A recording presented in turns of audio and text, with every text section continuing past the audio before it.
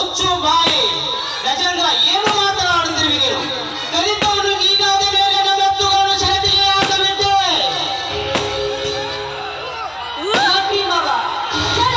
ಎತ್ತುಗಳನ್ನು ಷರತ್ತಿಗೆ ಬಿಡಬಾರ್ದಾಗಿತ್ತ.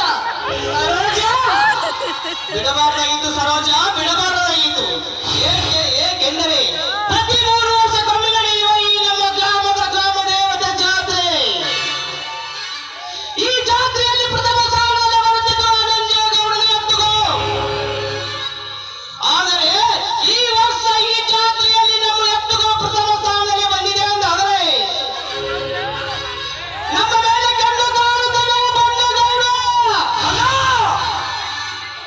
ಆ ಬಂಡಗೌಡ ನಮ್ಮ ಮೇಲೆ ಚಂಡ ಕಾಲಿದ್ದೆ. ಆದರೆ ಅವನ ತಾಯಿಯ ಗರ್ಭದಲ್ಲಿದ್ದರೂ ಸರಿ, ಅವನ ಹೊರಗೆಡಗು ಕೊಂಡಾಗಿ ಕತ್ತರಿಸಿ ನೀ ಮೆಟ್ಟಿನ ಸರ ಹಾಕಿ ಇದೇನ 3 ವಿಷಯ ಬಡಿಗಳಿಗೆ ನೇಣ ಹಾಕಿಬಿಟ್ಟು ನನ್ನ ತಮ್ಮ ಗಜೇಂದ್ರ. ಮುಚ್ಚು ಬಾಯಿ ಗಜೇಂದ್ರ, ಹುಚ್ಚರಂತೆ ಮಾತನಾಡಬೇಡ. ನಾವು ಬಡವರು ಬದುಕಬೇಕಾದರೆ ಅಂತ ಶ್ರೀಮಂತರಿಗೆ ಶರಣಾಗಲೇಬೇಕು ತಮ್ಮ, ಶರಣಾಗಲೇಬೇಕು. ಅಣ್ಣ, ಮರಣ ಬಂದರು ಶರಣಾಗುವ ಶರಣ ನಾನಲ್ಲ, ಗಂಡನೇ ಕಂಡು ಹೊಡಿ ನಿನ್ನ ತಮ್ಮ ಗಜೇಂದ್ರ. ಹೌದು ಬಾಬಾ, ನನ್ನ ಗಂಡ ಹೇಳೋ ಮಾತು ನಿಜವಿದೆ. ಗಂಡುಗಲ್ಲಿ ಕೊಂಡ ಹುಲಿ ಅಂತ ಹೇಳಿರ್ತಾರ. ಈ ನನ್ನ ಗಂಡನನ್ನು ಹೆದರಿಸುವ ಗಂಡು ಯಾರು ಇಲ್ಲ ಈ ಭೂಮಿಯ ಮೇಲೆ. ಸರೋಜ, ಏನಮ್ಮ ಇದು? ಏನಂತ ಮಾತಾಡ್ತಾ ಇದೀಯಾ ನೀನು?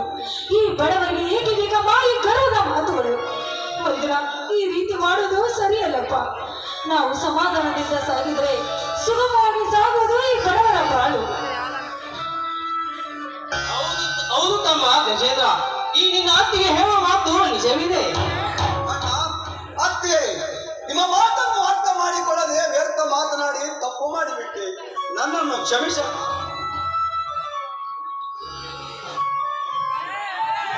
ಯಾಕೆ ಚಿಕ್ಕಪ್ಪ ಯಾರನ್ನ ಕ್ಷಮೆ ಕೇಳ್ತಾ ಇದೀಯಾ? ತಪ್ಪು ಮಾಡಿದ್ದಕ್ಕಾಗಿ ನಾನು ಕ್ಷಮೆ ಕೇಳಿದೆ ಕುಮಾರ. ಕುಮಾರ್, ನೀನಿನ್ನು ಚಿಕ್ಕವನಪ್ಪ. ದೊಡ್ಡವರ ವಿಷಯದಲ್ಲಿ ನೀನು ಈ ರೀತಿ ತಲೆ ಹಾಕಬಾರ್ದು ಕಂದ. ನಿನಗೆ ಶಾಲೆಗೆ ಗೊತ್ತಾಗ್ತದೆ, ಹೋಗಪ್ಪ. ಅಮ್ಮ, ನಾನಿಂದು ಶಾಲೆಗೆ ಹೋಗುವುದಿಲ್ಲ. ಏಕೆಂದರೆ ಇಂದು ನಮ್ಮ ಊರಿನಲ್ಲಿ ಗ್ರಾಮ ದೇವತೆ ಜಾತ್ರೆ ಅಲ್ಲವೇ? ಅಯ್ಯೋ, ಆಯ್ತಪ್ಪ. ಜಾತ್ರೆ ಮಾಡುವ ಗದ್ದಲದಲ್ಲಿ ಊಟ ಮಾಡುವುದನ್ನೇ ಮರೆತಂತೆ ಕಾಣ್ತಾ ಇದೆ. ನಡ್ರಿ, ಒಳಗಡೆ ಊಟ ಮಾಡಿ.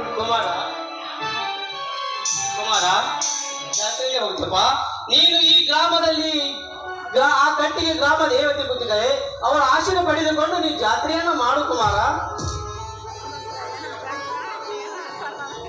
ಅತ್ತಿಗೆ, ಊಟಕ್ಕಿಂತ ಮುಂಚೆ ನಿಮ್ಮ ಬಾಯಿನ ಸುಮನಗತ್ತೆ ಆಡಬೇಕೆಂಬುವುದೇ ನಮ್ಮೆಲ್ಲರ ಆಸೆ. ಆಯ್ತಪ್ಪ, ನನ್ನ ಮೈದು ನನ್ನ ಸಂತೋಷವೇ ನನ್ನ ಸಂತೋಷ. ಬನ್ನಿ ಎಲ್ಲರೂ ಸೇರಿ ಹಾಡೋಣ.